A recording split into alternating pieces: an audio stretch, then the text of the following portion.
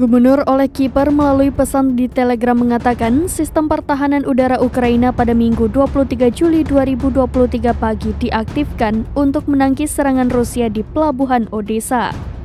Kiper memperingatkan warga Odessa untuk tidak merekam pertempuran di tempat bersejarah itu.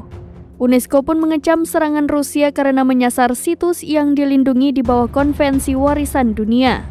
Diketahui sebuah serangan pesawat tak berawak di depot amunisi di Crimea mendorong pihak berwenang untuk mengevakuasi semua orang dalam radius 5 km.